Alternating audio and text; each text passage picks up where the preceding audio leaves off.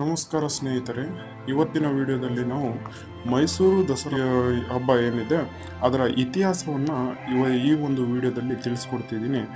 ಅದಕ್ಕೂ ಮೊದಲೇ video start ಮಾಡೋದಕ್ಕೂ ಮುಂಚೆ ನಮ್ಮ ಚಾನಲ್ನ ನೀವು ಸಬ್ಸ್ಕ್ರೈಬ್ ಮಾಡಿರಲಿಲ್ಲ ಅಂತಂದರೆ ದಯವಿಟ್ಟು ಸಬ್ಸ್ಕ್ರೈಬ್ ಮಾಡ್ಕೊಳ್ಳಿ. ಹಾಗೆ ಪಕ್ಕದಲ್ಲಿ ಕಾಣೋ ಬೆಲ್ಲೈಕಾನ್ ಕೂಡ ಪ್ರೆಸ್ ಮಾಡಿ. ಸೊ ಹಾಗಾದರೆ ಬನ್ನಿ ಇದರ ಇತಿಹಾಸ ಏನಂತ ತಿಳ್ಕೊಳ್ಳೋಣ. ಈ ಮೈಸೂರು ದಸರಾ ಅನ್ನುವಂಥದ್ದು ನಮ್ಮ ಭಾರತದ ಕರ್ನಾಟಕ ರಾಜ್ಯದ ಒಂದು ನಾಡ ಹಬ್ಬ ಆಗಿದೆ. ಈ ಹಬ್ಬವನ್ನು ಸುಮಾರು 10 ದಿನಗಳ ಕಾಲ ಆಚರಿಸ್ತಾರೆ. ಇದನ್ನು ನವರಾತ್ರಿ ಅಂತ ಕರೀತಾರೆ. 9 ರಾತ್ರಿ ಇದು ಹಬ್ಬವನ್ನು ಆಚರಿಸ್ತಾರೆ. ಅಂದರೆ 9 ರಾತ್ರಿಗಳಿಂದ ಇದು ಪ್ರಾರಂಭವಾಗುತ್ತೆ. ಕೊನೆಯ ದಿನವನ್ನು ವಿಜಯದಶಮಿ ಅಂತ ಇದನ್ನು ಹೇಳಿ ಈ ಸಂದರ್ಭದಲ್ಲಿ ಅರ್ಜುನ ಅಂತ ಆಚರಿಸ್ತಾರೆ. ಸಾಮಾನ್ಯವಾಗಿ ಈ ಹಬ್ಬ ಯಾವ ತಿಂಗಳಲ್ಲಿ ಬರುತ್ತೆ ಅಂತ ಅಂದರೆ ಸೆಪ್ಟೆಂಬರ್ ಮತ್ತು ಅಕ್ಟೋಬರ್ ತಿಂಗಳಲ್ಲಿ ಈ ಹಬ್ಬನ ನಾವು ನೋಡ್ಬೋದು. ಸಾಮಾನ್ಯವಾಗಿ ಮೈಸೂರು ಭಾಗದಲ್ಲಿ ಈ ಹಬ್ಬನ ತುಂಬ ಜೋರಾಗಿ ಆಚರಿಸ್ತಾರೆ. ಹಾಗೆ ಜಂಬೂ ಸವಾರಿನೂ ಕೂಡ ನೀವು ನೋಡ್ಬೋದು. ಈ ಸಂದರ್ಭದಲ್ಲಿ ನವರಾತ್ರಿ ವಿಜಯದಶಮಿಯು ಈ ಕೆಟ್ಟದರ ಮೇಲೆ ಒಳ್ಳೆಯದರ ವಿಜಯವನ್ನು ಆಚರಿಸುವ ಹಬ್ಬವಾಗಿದೆ. ಈ ಹಿಂದೂ ದಂತಕಥೆಗಳಲ್ಲಿ ದೇವಿ ಚಾಮುಂಡೇಶ್ವರಿ ರಾಕ್ಷಸ ಮಹಿಷಾಸುರನನ್ನು ಕೊಂದಿದ್ದನ್ನಾಗಿ ಆಚರಿಸಲಾಗುತ್ತೆ ಅಂತ ನಮ್ಮ ಹಿಂದೂ ದಂತಕಥೆಗಳಲ್ಲಿ ಹೇಳಲಾಗಿದೆ. ಹಾಗೆ ಮಹಿಷಾಸುರನ ರಾಕ್ಷಸನಾಗಿದ್ದು ದೇವಿಯು ಮಹಿಷಾಸುರ ಏನು ರಾಕ್ಷಸ ಇರ್ತಾನೆ ಅವನನ್ನು ಸಾಯಿಸಿದ್ರಿಂದ ಈ ನಗರಕ್ಕೆ ಮೈಸೂರು ಅಂತ ಹೆಸರು ಬಂತು ಅಂತ ಹೇಳಲಾಗಿದೆ.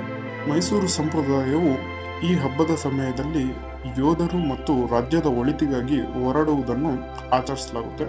ಧಾರ್ಮಿಕವಾಗಿ ರಾಜ್ಯದ ಏನು ಪಟ್ಟಕತ್ತಿ ಅಂತ ಏನಿರುತ್ತೆ ಆ ಆಯುಧಗಳು ಮತ್ತು ಆನೆಗಳು, ಕುದುರೆಗಳು ಹಾಗೂ ಹಿಂದೂ ದೇವತೆಯೊಂದಿಗೆ ಅವಳ ಯೋಧ ರೂಪದಲ್ಲಿ ವಿಷ್ಣು ಅವತಾರ ರಾಮನನ್ನು ಪೂಜಿಸುವುದು ಮತ್ತು ಪ್ರದರ್ಶಿಸಲಾಗುತ್ತದೆ.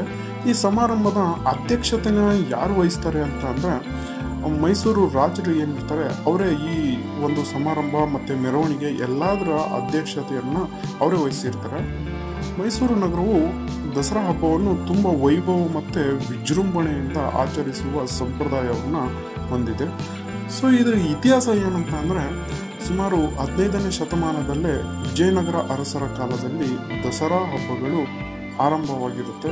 ಈ ಉತ್ಸವವು 14ನೇ ಶತಮಾನದ ವಿಜಯನಗರ ಸಾಮ್ರಾಜ್ಯದಲ್ಲಿ ಐತಿಹಾಸಿಕ ಪಾತ್ರವನ್ನು ವಹಿಸಿದೆ. ಅಲ್ಲಿ ಇದನ್ನು ಮಹಾನವಮಿ ಅಂತ ಆಚರಿಸ್ತಿರ್ತಾರೆ ಮತ್ತು ಇದು ಹಂಪಿಯ ಹಜಾರ ರಾಮ ದೇವಾಲಯದ ಹೊರಗೋಡೆಯ ಪರಿಹಾರ ಕಲಾಕೃತಿಯಲ್ಲಿ ಈ ಉತ್ಸವಗಳನ್ನು ಅಂದರೆ ಒಂದು ಕಲಾಕೃತಿ ಥರ ಒಂದು ಬರೆಯಲಾಗಿದೆ ಅಂತಲೂ ಹೇಳ್ಬೋದು. ಇಟಾಲಿಯನ್ ಒಬ್ಬ ಪ್ರವಾಸಿ ಏನು ಹೇಳ್ತಾನೆ ಅಂತಂದರೆ ನಿಕೋಲೋ ಡಿ ಕಾಂಟಿ ಅನ್ನೋರು ಹಬ್ಬದ ತೀವ್ರತೆ ಮತ್ತು ಪ್ರಾಮುಖ್ಯತೆಯನ್ನು ರಾಜಮನೆತನದ ಬೆಂಬಲದೊಂದಿಗೆ ಭವ್ಯವಾದ ಧಾರ್ಮಿಕ ಮತ್ತು ಸಮರ ಘಟನೆ ಎಂದು ವಿವರಿಸಿದ್ದಾನೆ. ಈ ಘಟನೆಯನ್ನು ದುರ್ಗಾ ದೇವತೆಯನ್ನು ಈ ಹಿಂದೂಗಳ ಯೋಧ ದೇವತೆ ಅಂತ ಗೌರವಿಸ್ತಾರೆ. ಈ ದುರ್ಗಾ ದೇವತೆಯನ್ನೇ ಕೆಲವು ಪಠ್ಯಗಳಲ್ಲಿ ನಾವು ಏನಂತ ನೋಡ್ಬೋದು ಅಂತ ಅಂದರೆ ಚಾಮುಂಡೇಶ್ವರಿ ದೇವಿ ಅಂತ ನೋಡ್ಬೋದು. ಈ ಆಚರಣೆಗಳಲ್ಲಿ ಅಥ್ಲೆಟಿಕ್ಸ್ ಸ್ಪರ್ಧೆಗಳು ಹಾಗೂ ಹಾಡುಗಾರಿಕೆ ಮತ್ತು ನೃತ್ಯ, ಪಟಾಕಿ ವೈಭವಗಳು, ಮಿಲಿಟರಿ ಮೆರವಣಿಗೆ ಮತ್ತು ಸಾರ್ವಜನಿಕರ ದತ್ತಿ ನೀಡುವಿಕೆ ಆಯೋಜಿಸಲಾಗುತ್ತೆ.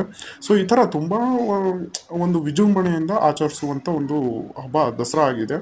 ವಿಜಯನಗರವು ಡೆಕ್ಕನ್ ಸುಲ್ತಾನರಿಂದ ಪತನವಾದ ನಂತರ ಈ ಹಿಂದೂ ಆಚರಣೆಗಳು ಮುಸ್ಲಿಂ ಆಡಳಿತಗಾರರ ಅಡಿಯಲ್ಲಿ ಕೊನೆಗೊಳ್ತವೆ.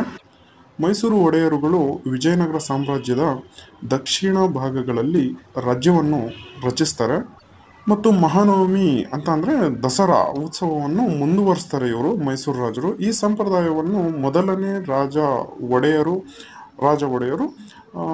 ಅವರು ಸೆಪ್ಟೆಂಬರ್ 1610 ಮಧ್ಯಭಾಗದಲ್ಲಿ ಶ್ರೀರಂಗಪಟ್ಟಣದಲ್ಲಿ ಮೊದಲನೇ ಬಾರಿಗೆ ಪ್ರಾರಂಭಿಸ್ತಾರೆ. ಹಾಗೆ ಈ ಹಬ್ಬನ ಅಂದರೆ ಈ ದಸರಾ ಹಬ್ಬನ ಯಾವ ಥರ ಆಚರಿಸ್ತಾರೆ ಅಂತ ನೋಡೋದಾದರೆ ಈ ಉತ್ಸವಗಳು ವಿಶೇಷ ದರ್ಬಾರ್ ಅಂತ ಅಂದರೆ ರಾಜಸಭೆ, ಆವಾಗಿನ ಕಾಲದಲ್ಲಿ ರಾಜಸಭೆ ಒಳಗೊಂಡಿರುತ್ತೆ. ಇದು 1805ರಲ್ಲಿ 3ನೇ ಕೃಷ್ಣರಾಜ ಒಡೆಯರ ಆಳ್ವಿಕೆಯಲ್ಲಿ ರಾಜನು ದಸರಾ ಸಮಯದಲ್ಲಿ ಮೈಸೂರು ಅರಮನೆಯಲ್ಲಿ ವಿಶೇಷ ದರ್ಬಾರ್ ನಡೆಸುವ ಸಂಪ್ರದಾಯವನ್ನು ಪ್ರಾರಂಭಿಸ್ತಾನೆ. ಈ ಸಮಯದಲ್ಲಿ ಯಾರ್ಯಾರು ಈ ದರ್ಬಾರಿಗೆ ಭಾಗವಹಿಸ್ತಾರೆ ಅಂತಂದರೆ, ಅಂದರೆ ಸಭೆಗೆ ಭಾಗವಹಿಸ್ತಾರೆ ಅಂತಂದರೆ, ರಾಜಮನೆತನದ ಸದಸ್ಯರು, ವಿಶೇಷ ಆಹ್ವಾನಿತರು, ಅಧಿಕಾರಿಗಳು ಮತ್ತು ಜನಸಾಮಾನ್ಯರು ಕೂಡ ಭಾಗವಹಿಸ್ತಾರೆ. ಡಿಸೆಂಬರ್ 2013ರಲ್ಲಿ ಶ್ರೀಕಾಂತ ಒಡೆಯರು ನಿಧನರಾದ ನಂತರ ಚಿನ್ನದ ಸಿಂಹಾಸನದ ಮೇಲೆ ಪಟ್ಟದ ಕತ್ತಿ ಅಂದರೆ ರಾಜ ಕತ್ತಿ ಇರಿಸುವ ಮೂಲಕ ಈ ಸಂಪ್ರದಾಯವನ್ನು ಮುಂದುವರಿಸಲಾಯಿತು. ಮಾನವ ಎಂದು ಕರೆಯಲ್ಪಡುವ ದಸರಾದ 9ನೇ ದಿನವು ರಾಜ ಖಡ್ಗವನ್ನು ಪೂಜಿಸುವ ಮಂಗಳಕರ ದಿನವಾಗಿದೆ. ಈ ದಿನ ಆನೆಗಳು, ಒಂಟೆಗಳು ಮತ್ತು ಕುದುರೆಗಳನ್ನು ಒಳಗೊಂಡು ಮೆರವಣಿಗೆಯಲ್ಲಿ ಕರೆದೊಯ್ಯಲಾಗುತ್ತದೆ.